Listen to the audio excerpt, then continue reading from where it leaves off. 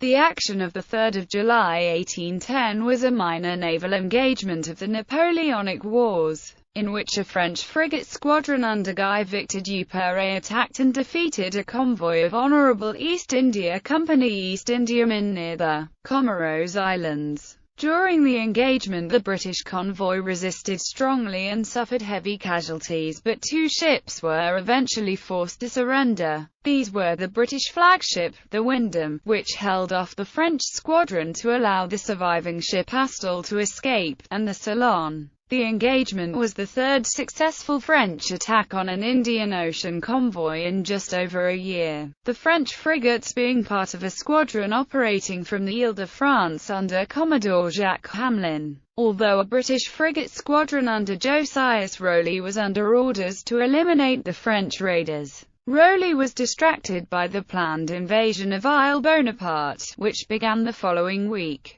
Combined with limited British resources in the region, this allowed the French frigates significant freedom to attack British interests across the ocean. The attack on Isle Bonaparte was, however, part of the wider British strategy to seize and capture French raiding bases, and the success of the operation severely limited future French operations as Hamelin's squadron was required for the defence of Ile-de-France. As a result, this was the last successful attack on a British merchant convoy in the Indian Ocean during the Napoleonic Wars. Background: since the beginning of the Napoleonic Wars in 1803, French privateers and naval frigates operating from the fortified island bases of Ile-de-France and Isle Bonaparte had attacked British shipping in the Indian Ocean. The huge distances involved, restrictions on supplies and the presence of Royal Navy warships and heavily armed East Indiamen had prevented these relatively weak French ships from attacking the convoys that transported millions of pounds worth of goods from British India and the Far East to the United Kingdom. When one French squadron under Admiral Linois had tried to seize a convoy in 1805, it had been driven off by the aggressive tactics of the merchant captains. In late 1808, the French Navy dispatched 5 frigates to the Indian Ocean to rendezvous at Ile-de-France under the command of Commodore Jacques Hamelin, although only 4 frigates eventually reached the French island. These were new vessels carrying 40 heavy guns each under orders to attack British shipping in the Bay of Bengal, in particular the large East Indiaman of the Honourable East India Company. The first frigate to discover a convoy was Caroline, which attacked a Europe-bound convoy in the action of 31 May 1809, capturing 2 East Indiamen carrying over £500,000 worth of silk. Caroline brought her prizes back to the fortified port of St. Paul on Isle Bonaparte. The British commander at the Cape of Good Hope, Albemarle Bertie, had also been planning an operation in the Indian Ocean during 1809 and assembled a squadron under Commodore Josias Rowley with orders to blockade the French islands, probe their defences and capture them if practical. Rowley found that his small squadron was unable to engage the French frigates and that the nearest British military base, Madras in British India, was much too far to be practical for staging amphibious operations. To remedy the latter problem, Rowley seized the small French island of Rodriguez with a force of British and Indian soldiers and garrisoned it as a supply base for his ships and as a military reserve to use in landings on the French islands. The first such operation was the raid on St. Paul in September 1809, in which the town of St. Paul was captured. Carolina and her prizes seized and Isle Bourbon's commander Nicolas des Brusselys, driven to suicide, continued raiding. Despite the British attack on St. Paul, French frigates continued to operate in the Indian Ocean, Hamelin personally leading a cruise in the Bay of Bengal during the autumn. His ships seized a number of small merchantmen and in the action of 18 November 1809 he personally defeated and captured 3 large East Indiamen in convoy, before his squadron and the prizes returned to Ile-de-France in late December. They had also captured the British brig HMS Victor and the large Portuguese frigate Minerva. During the winter few ships were at sea, as the risk of being caught in a seasonal hurricane was considered too severe to operate between December and March.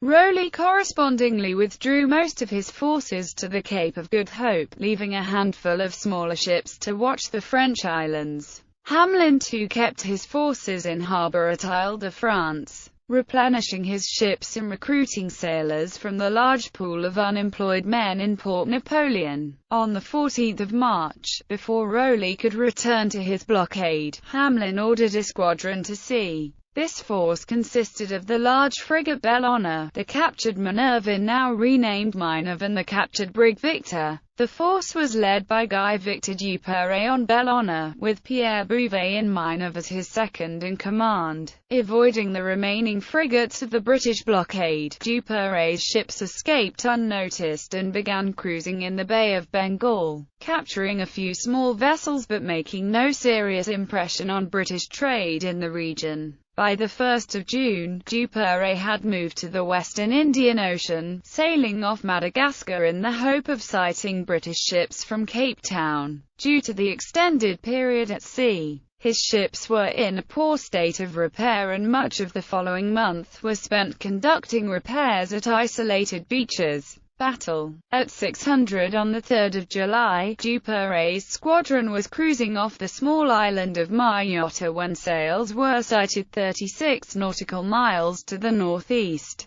Giving chase immediately, Duperrey discovered that his quarry was a convoy of 3 large East Indiamen, Ceylon, Wyndham, under Captain Stewart, and Astle, commanded by Henri Meriton in Ceylon. Meriton was a highly experienced HEIC captain, who had twice been involved in successfully defending his convoy from French raiders. Firstly at the action of 4 August 1800, when his ship Exeter had actually forced the surrender of the Emir Qt d'Equity, and then at the Battle of Pulaora in 1804. The convoy had departed from Cape Town on 13 June with 5 ships, but 2 had to turn back after the Euphrates struck a rock and began to take in water. The others continued their journey to Madras via the Mozambique Channel. One of the East Indiamen, Wyndham, her captain John Stewart, and many of her crew had been engaged and captured by Hamelin on the 22nd of November 1809 in the Bay of Bengal and recaptured a month later by HMS Magicien off Ile-de-France. While Duperrey's 3 ships mounted 108 guns and carried fully trained naval crews.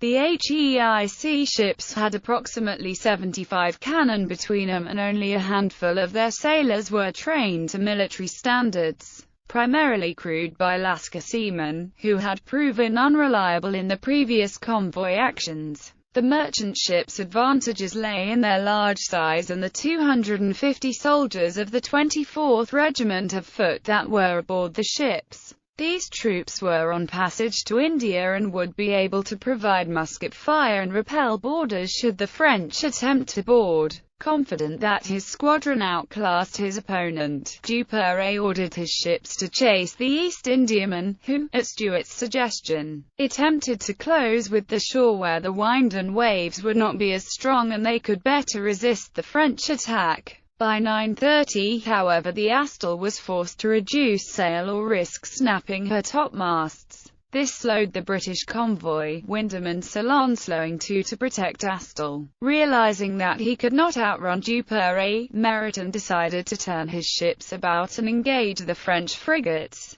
At 11:30, Bellona closed the gap between the squadron and convoy to just 4 nautical miles, and Meriton ordered his ships to form an improvised battle line to meet the French attack. The French attacked at 14:15, Minerve approaching the British line and opening fire on the central ship Ceylon. In the intervening time, the British battle line had become disorganized, with Astle too far to the rear to properly support the other ships. With the British line wavering, Minerve and Victor closed with the convoy and began to exchange fire with the 3 merchant ships in a general action, during which Robert Hay, captain of Astle, was seriously wounded.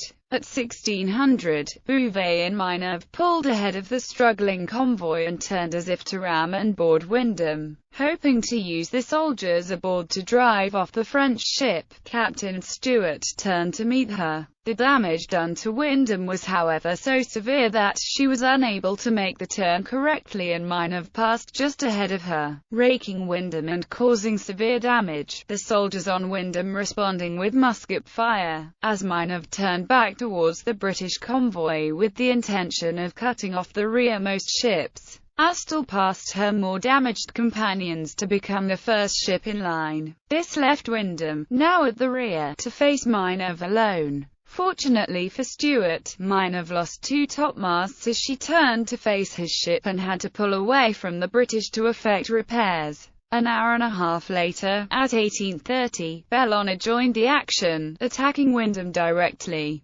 Victor supported Bellona or accompanied the flagship as she moved ahead to attack Ceylon and Astle. By 1900, with Ceylon damaged so severely that she could no longer effectively sail or fight, Third Officer Tristram Fleming hauled the ship out of the battle line and ordered his crew to cease firing. Meriton and his second officer Thomas Oldham had both been seriously wounded by grape shot. With Ceylon no longer engaged, Duperrey pulled ahead to engage Astle, but found that Stewart had brought his battered Wyndham between the French frigate and the 3rd East Indiaman. In the growing darkness, Stewart attempted to hail Astle to propose boarding Bellona together, but the remaining officers either ignored or did not hear the suggestion as Astle extinguished all her lights and made all sail to escape the action, receiving a final broadside from Bellona as she pulled away. Alone, Stewart continued to engage the French ships to enable Astle to make her escape.